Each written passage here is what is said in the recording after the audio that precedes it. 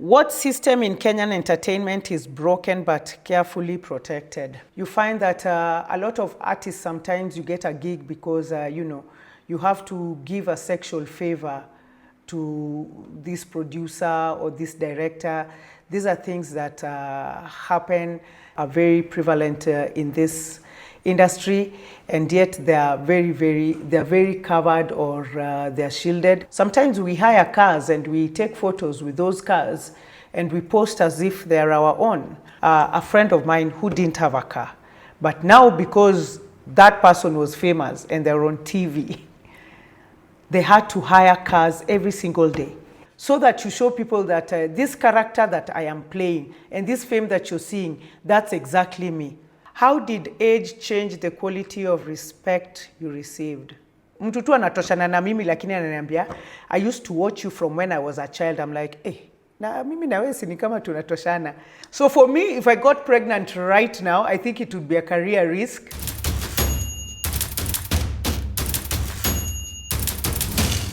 Hi, my name is Jacquey Nyaminde. I am an artist, radio presenter, and today I'm here to answer your questions from the honesty box. So let's go. When your story is told honestly, what lesson must never be softened? I will say finances. It's very important to start early, investing early, saving as much as you can. No matter how big or how small the job is, always keep something aside. That is one thing that I wish I was told when I was just beginning my career. I got to learn about it a little later, and I think had I learned it way earlier, I would be farther than I am now. What truth did you learn early but couldn't safely say? This is a controversial one, and it is my truth, not necessarily yours. But just like I have always said, I truly believe that there is a God. I pray, I talk to my God all the time, but I don't think there's a heaven and hell. I think you make your heaven and your hell right here on earth. If you live well and you live peacefully with the people around you, that is your little heaven, and when you are always that kind of person who's unakorofisha watu, you're always getting in people's bad ways or bad books, then you're creating your own hell. So that's what I believe. Is motherhood treated as professional growth or career risk? So for me, if I got pregnant right now, I think it would be a career risk because there's so much that I'm doing right now. And of course, let's say if I got pregnant now, God forbid, it would mean that a lot of my things would slow down. And sometimes it really becomes hard for you to just go back to exactly where you were. I wouldn't call it a professional growth. It's not a professional growth. For me, first of all, it is a gift. No matter how it comes, whether you are the one who has birthed that child yourself, or you have been given the honor of, taking care of another child out there who is not necessarily birthed by you, but they look at you as a mother. For me, I think it's a gift to be a mother. And it is one of the greatest honors that God can bestow upon you, just to be called mother. Do women have to reinvent themselves more than men to survive? I think things have changed in the world of today. Maybe back then, but not so much now. Because when you look at a lot of companies are led by women, When we go to some of these offices, when we knock some of these big doors, you find that it's women. And women who really know what they're about and go out there and hustle, they earn as much or even more than men. So I think it's just sharpening your skills, sharpening your profession, and just knowing how to express yourself in the boardroom. What truth about success is hardest for audiences to accept? I think one of those things is, especially when you are an artist and, you know, success maybe means that you are in people's faces a lot of times, so people know you.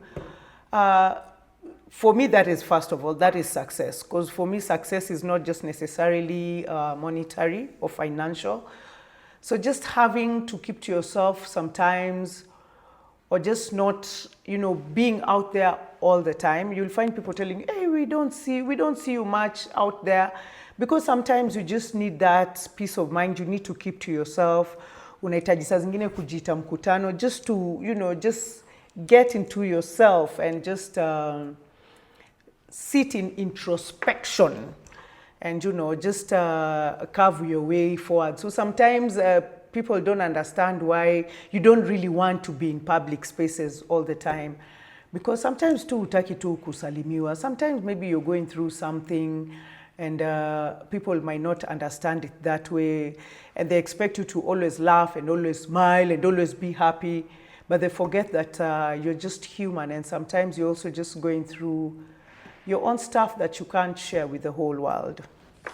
Are older actresses sidelined by audience demand or industry bias? No, I don't think so. We were able to watch Mama Kayai and Mzee for a very, very long time. And we loved them. And they were growing, we could see them growing in our faces. You know, we see Charity and Mr. Mwamba, and we watch them and they are old and we still enjoy. It's just always doing your research and finding out what is it that I can do better in this character as an older artist or an older actress. So there's nothing like being sidelined, because there'll always be shows that have an older person. There'll be a grandmother, there'll be a grandfather there. So it's just the way you put out your character so that you're a darling of the people and people love you on screen. So age has got nothing to do with it. What advice do young entertainers resist because it threatens their optimism? Just knowing that whatever you're doing takes time. I think the thing about young artists is they want to get fame and get the money really, really fast. But the faster it comes, the faster it goes. So for them, when they see, maybe they see you on social media and they believe that truth on social media, and sometimes that's not necessarily the truth. Sometimes we hire cars and we take photos with those cars and we post as if they're our own. We go to people's houses or we go to Airbnbs and we will post photos, and this young person will feel like, wow. Hey, Will Broda is driving that car. Yeah, she's living in that house. Even me, I want. It takes time. It takes time. Take your time. Then it will stay even longer. That fame, that financial gain, it will stay even longer if you take your time. If your career were a blueprint, what chapter would you delete?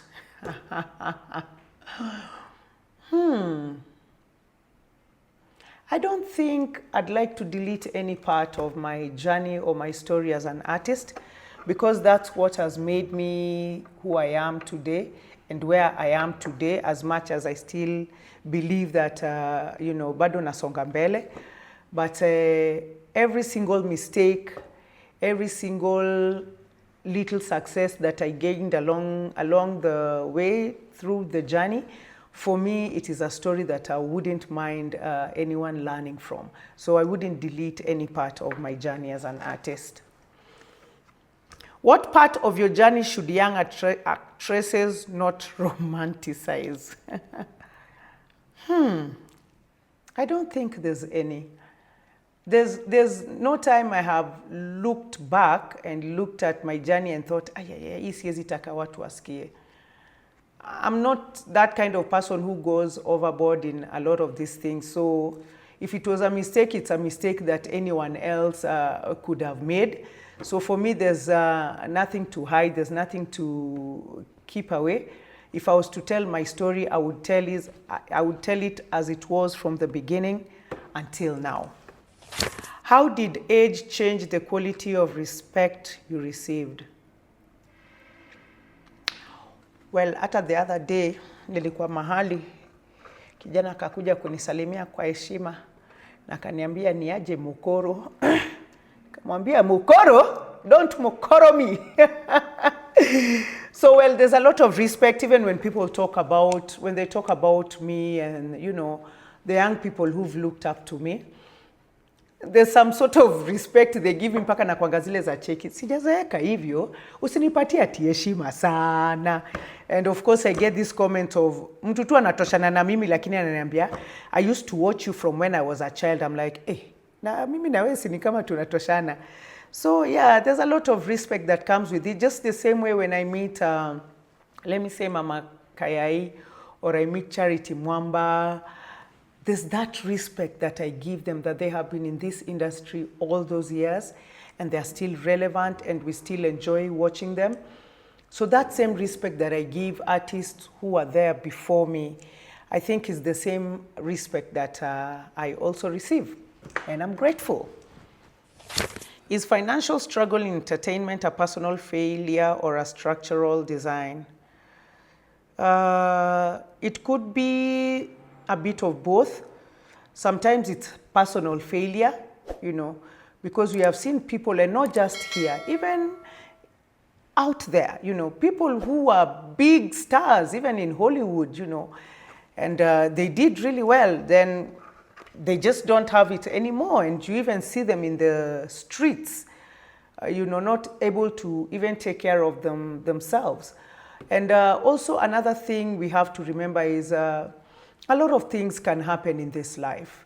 Labda ulikuwa tu umeka tu doo yako vizuri, then suddenly you have a sick relative and you are the one who's being looked up to.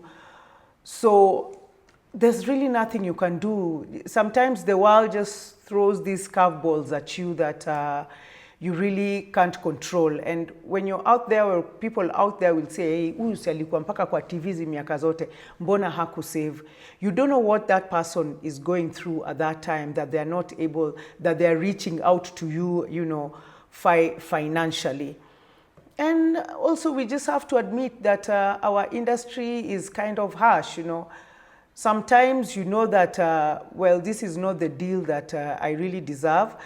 I could get more, but that is what is there. And you have to pay your bills. So sometimes you sell yourself short. Not that you don't know that you are, but then that is what has come. And maybe you haven't had a job or a gig in a long while. So the thought of leaving this and you don't know when else something else will come, sometimes makes you sell yourself short. Who profits when artists don't understand contracts? Ha ha ha. A lot of times I think it's the agencies. It's the agencies that, you know, contract you. Or if it is the client, then it is the client who truly gains. But I think it's very important to always take your time. A lot of times when you go to, let me say you go to a meeting and they give you a contract, you'll find that they want you to sign that contract right there. You know, sign it very fast so that this job can begin. Don't ever do that. Tell them, give me the contract. Let me go sit down with my lawyer.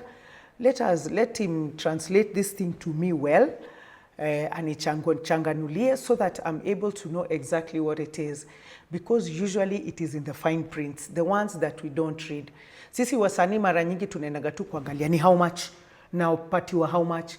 We don't look at these other details. It's very important. Even if you can't do it, then have someone who can do it for you, so that you can always go back to the negotiating table and tell them, no, I'm not comfortable with this clause. Maybe we can change it to this and this. So that by the time you leave there with your signature on the contract, then you know that, you know, you can give them your worth, and they will also be okay when they pay you. They know that you gave it your all. Did fame ever hide financial insecurity from the public? Yes, a lot of times it does. And we find ourselves as artists portraying a life that is not really ours, that is not real. And we try to hide so much because you feel that because you're famous. And I give this example all the time. A friend of mine who didn't have a car, but now because that person was famous and they're on TV, they had to hire cars every single day to come to the shoot. Hire a car every single day so that you show people that this character that I am playing and this fame that you're seeing, that's exactly me. When the truth of the matter ni alikuwa tu anapasuka msamba pole pole. Like there is nothing wrong na kupanda matatu. Imagine there's nothing wrong at all. The most a Kenyan will do is say hi to you or just want a photo, you know. There's no harm at all in living your life as it is. Because then, even those people who watch you get to realize that, kumbe ni job tu yofanya. Akiwapo kwa TV ni job tu anafanya, lakini ni mtu wa kawaida, anaingia supermarket, anaenda soko, anaenda Gikomba kununua nguo, anapanda matatu. So a lot of times we try to hide behind that fame and live a life that is not really ours. Alafu tunapasuka msamba. Who should be held accountable for artists who exit the industry broke? I don't know if there's someone to blame because even as an agency, they will try to negotiate as low as they can. So it's upon you as the artist to negotiate as high as you can. So if an agency, for example, gets a deal and they're able to save 200,000 from whatever it is, then I mean, good for them. Why do entertainers often realize their financial worth too late? I think it's just financial literacy that we don't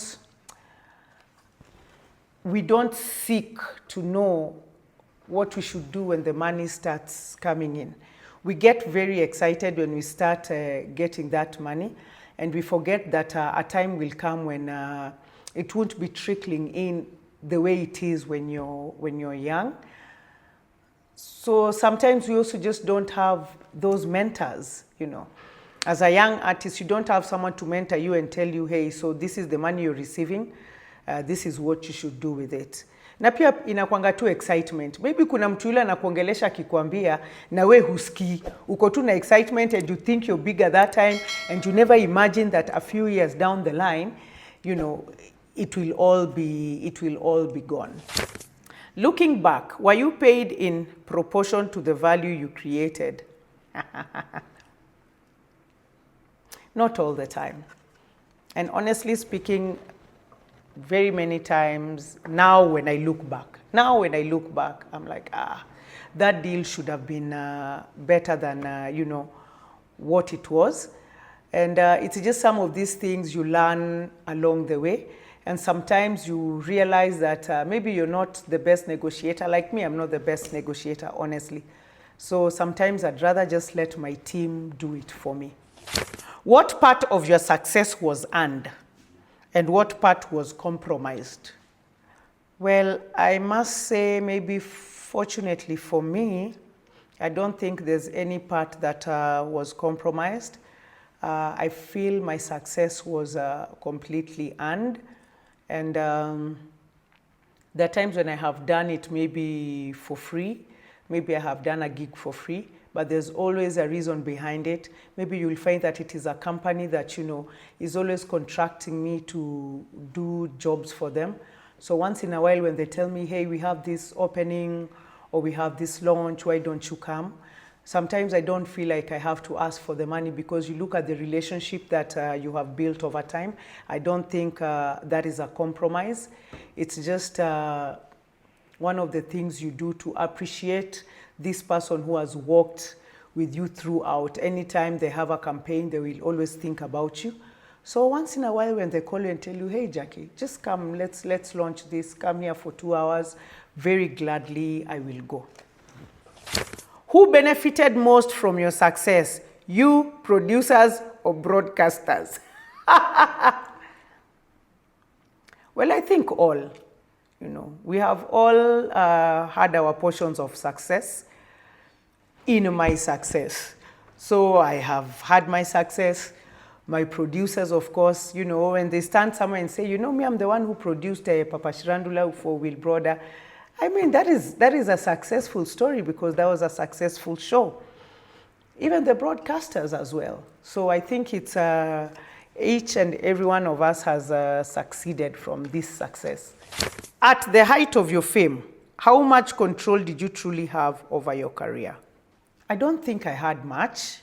I was just excited to be out there, to be known, to be taking photos, to be called for different gigs. As I said, as you grow older and now you feel like you're a little grounded. You know, as you grow older, then you feel that you're grounded. Well, those things excite you, but they don't excite you as they did at that time, because the height of my fame was when I was younger. And of course, there's a lot of excitement and there's a lot of people around you and people want to hang out with you. But now, as you grow older, then you have the choice and you can tell yourself, you know what, I'm not hanging out. I'm going to stay indoors the whole weekend. Like, you don't have to please. Because back then it felt like, you know, you want to please a lot of people. You want to be around a lot of people. But now that is not the case. I feel like I am more grounded. I know that I can say no, I can say wait, I can say yes. Why are the same mistakes repeated with every new generation? Maybe just how the world goes. You know, we see even old school fashion making comebacks. So I think maybe it's just the same thing. And maybe what I would say is sometimes it just takes your own personal effort to not make those mistakes again. When you meet Will Brother, sit with her and ask her, what are those mistakes that you made that I shouldn't make as an upcoming artist in this industry? And just sitting and talking with people maybe would probably improve this. I think one of the things is you feel like you are the best at that point and there is no one else. There's always someone better than you. And always seek to learn, always seek to learn. For me, I think that is my creative mantra, that always seek to learn from the people that you're with, learn from their mistakes. We are afraid of asking questions. We are afraid of learning. Sometimes you meet an older artist and you feel like, huyu hakuna kitu anajua. There's always something that you can learn. When you meet a young person, you're like, huyu ni mtoto kwangu, huyu ni nini anajua. There's always something that you can learn, and you can learn from whatever mistakes they have made. What system in Kenyan entertainment is broken but carefully protected? I think for me, it's just the different bodies that are supposed to be guarding these artists, that are supposed to be checking that this artist actually gets their worth. It's a conversation that has been going on, you know, among the artists and all these, you know, artist bodies that are out there. But there's never really been a proper solution. Unapata kwamba utapata wasanii wanagandamizwa sana. And even when it comes to, even sexually, you find that a lot of artists, sometimes you get a gig because, you know, you have to give a sexual favor to this producer or this director. These are things that happen, and getting jobs in that way are things that are very prevalent in this industry, and yet they are very covered, or they're shielded. I think it's conversations that we really need to have and speak about very loudly. Same way as we talk about, you know, FGM, femicide. I think those are some of the things that we need to come together as artists and just say, this is not going to happen anymore. And call out all these people who, you know, who will use an artist in a way that is completely wrong.